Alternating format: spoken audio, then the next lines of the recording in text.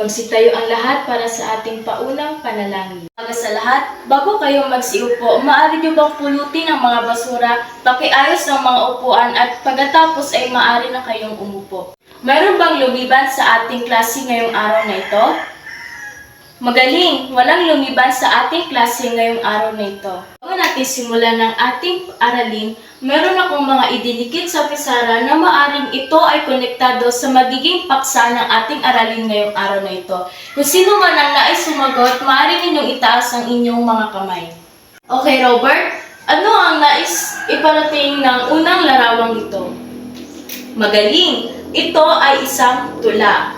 Sino ang gustong sumagot sa ikalawang larawan? Okay, Maria. Ano ito? Magaling. Ito ay ang elemento. Sa panghuling larawan, sino ang nais sumagot? Okay, Angela. Magaling. Ito ay isang anyo. Sa mga larawang inyong nakita sa pisara, ano kaya ang magiging paksa ng ating aralin ngayong araw na ito? Sino ang gustong sumagot? Kay Robert? Magaling! Ang ating paksa ngayong araw na ito ay patungkol sa tula, ang mga elemento at anyo nito. Layunin ng ating aralin ngayon ay, pagkatapos ng aralin ito, ang mga mag-aaral ay inaasahang nakatutukoy kung ano ang tula at nasusuri ang mga elemento, damdamin at anyo nito. Nalalaman kung ano ang damdaming nais iparating ng tula at nakasusulat ng sariling tula. Mayroon dito mga iilang mga mahihirap na salita at mayroon akong hawak na mga kasing kahulugan ng mga salitang ito. Kung sino man ang nais sumagot, maaari nyo lamang itaas ang inyong mga kamay upang matukoy kung ano pa ba ang mga ibang salita na maaari nating gamitin sa mga salitang ito. Sino ang nais sumagot sa salitang bathala? Kay Robert? Magaling! Ang bathala ay pwede rin natin itong tawagin poong may kapal. Sino ang gustong sumagot sa ikalawa? Suliranin. Okay, Maria. Magaling. Ang suliranin ay pwede rin itong tawaging problema. Okay, sa dalubhasa. Okay, Angelica. Magaling. Ito ay ang mga nag-aaral sa wika. Sa talinhaga. Okay, Samson. Magaling. Ang talinhaga ay tinatawag din natin itong hiwaga. Mayroon akong inihanda na isang halimbawa ng tula na ang pamagat ay Ako'y si Wika ni Lope K. Santos. Maaari niyo ba itong basahin na sabay-sabay? Saan kaya patungkol ang tulang inyong binasa? Ang nais iparating ng tulang ito ay ang patungkol sa pag-usbong ng ating wika. Ano nga ba ang ibig sabihin ng tula? Maaari niyo bang basahin ang ibig sabihin ng tula? Ang tula ay isang uri ng panitikan na nagpapahayag ng damdamin, karanasan at kaisipan. Ang tula ay mayroong elemento at anyo. Ang elemento ay mayroong sukat, saknong, tugma, karektan at talinhaga. Ano nga ba ang sukat sa elemento ng mga tula? Maaari mo ba itong basahin, Robert? Ang sukat ay tumutukoy sa bilang ng pantig na bawat taludtod na bumubuo sa isang sakno. Ano nga ba ang halimbawa nito? Ating balikan ang tulang ating binasa kanina na may pamagat na Ako'y si Wika. Ano nga ba ang sukat ng tulang ito? Ang sukat ay tumutukoy sa bilang ng pantig bawat taludtod. Ating bilangin ang sukat ng tulang ito. Hanggang ngayon ay suliranin kung saan ako mula. Ang tulang ito ay mayroong 16 na pantig. Ano ang saknong? Ang saknong ay tumutukoy sa isang grupo sa loob ng isang tula na may dalawa o maraming taludtod. Ang saknong ay tumutukoy sa isang grupo sa loob ng isang tula na may dalawa o maraming taludtod. Maaari niyo bang suriin sa tulang ito kung ilang saknong mayroon ang tulang ito? Angelica. Magaling. Ang tulang ito ay binubuo ng 3 saknong. 1, 2, 3. Tugma. Ano nga ba ang tugma? Ang tugma ay tumutukoy sa magkasing tunog ng huling pantig ng huling salita sa bawat linya. Sa tulang ito, ano nga ba ang tugma sa bawat taludtod? Sino ang gustong sumagot? Sa tulang ito, ang tugma ay ang mula, dalubhasa, dila, at salita. Kariktan.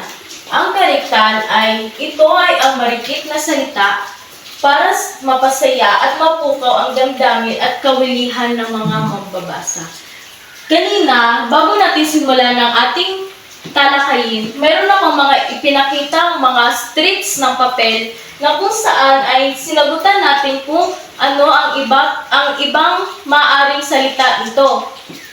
Halimbawa na lamang ng bathala. Ang bathala ay sumisimbolo rin sa poong may kapal. Ang suliranin ay problema. Ang dalubhasa ay ang mga nag-aaral sa wika. Talinhaga ay tumutukoy sa mga ditiyak na mga pagtukoy ng mga bagay na binanggit. Ano-ano nga ulit ang mga elemento ng tula? Okay, Robert? Magaling! Ang elemento ng tula ay ang sukat, saknong, tugma, kariktan, at talinhaga. Ngayon naman ay tutungo tayo sa anyo ng tula. Ang anyo ng tula ay may 4 na uri. Malayang taludturan, tradisyonal, may tugma ngunit walang sukat, at may sukat ngunit walang tugma. Ang malayang taludturan ay walang sinusundang sukat at tugma. Ang tradisyonal naman ay may sinusundang sukat at tugma. Ang may tugma ngunit walang sukat ay mayroong tugma ngunit ito ay walang sukat. At ang may sukat ngunit walang tugma ay ito ay mayroong sukat ngunit wala namang tugma. Sa tingin nyo, ang tulang Ako'y Si Wika, ano kaya itong anyo ng tula? Okay, Angelica? Magaling! Ang Ako'y Si Wika na tula ay isang tradisyonal na tula. Paano naman natin masasabi ito ay isang tradisyonal na tula? Kay Roxanne? Magaling! Sapagkat ang Ako'y Si Wika ay mayroong sukat at mayroong tugma. Mayroon ako rito halimbawa ng isang tula at sagutin ninyo ito kung saan ito nabibilang na anyo. Ito ay kinuha ko lamang ang isang saknong ng tula. Sino ang nais sumagot? Okay, Roxanne. Magaling. Ang tulang ulap ay malayang taludturan. Paano naman natin masasabi na ito ay isang malayang mataludturan? Ating bilangin ang sukat sa langit na asoy. Mayroon itong 6 na pantig sa isang taludtod. Lumulutang ang ulap. Mayroon itong 7 pantig sa isang taludtod. Kung kaya't masasabi natin itong isang malayang taludturan sapagkat wala itong sukat at tugma. Ngayon naman ay may hawak ako isang halimbawa ng tula na may pamagat na pag-ibig. Sino ang nais sumagot kung saan ito nabibilang na anyo sa tula? Kay Robert? Magaling! Ang tulang pag-ibig ay mayroong tugma ngunit walang sukat. Hangin, nararamdaman, akin. Ngayon naman ay mayroon akong hawak ng tulang paglalakbay. Sino ang nais sumagot kung saan ito nabibilang? Okay, Jessica. Magaling. Ito ay may sukat ngunit walang tugma. Talagang naiintindihan nyo na nga ang mga elemento at anyo ng tula. Ngayon naman ay papangkatin ko kayo sa 4 na pangkat. Ang bawat pangkat ay bubuo na isang tula na mayroong 3 saknong. At kayo ay pipili na isang representante na magbabahagi nito sa ating klase. Ang unang pangkat ay bubuo ng tulang tradisyonal. Ang ikalawang pangkat ay bubuo ng tulang may malayang taludturan. Ang ikatlong pangkat naman ay bubuo ng isang may tugma ngunit walang sukat na tula. Ang ika-4 naman ay gagawa ng may sukat ngunit walang tugma. Kumuha ng isang buong papel para sa ating talkataya. Bumuo ng 2 saknong na tula at suriin ang anyo, damdamin at elemento ng inyong ginawang tula. Narito ang rubric na inyong babasehan sa pagsulat ng tula. 20% malinaw ang nilalaman ng tula. 20% nakasusunod sa panuto.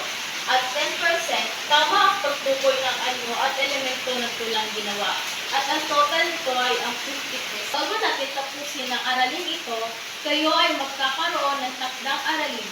Kayo ay gumawa ng tulang tradisyonal na may pamagat na ang pamilya at ito ay papasa ninyo sa mga susunod nating tagpo.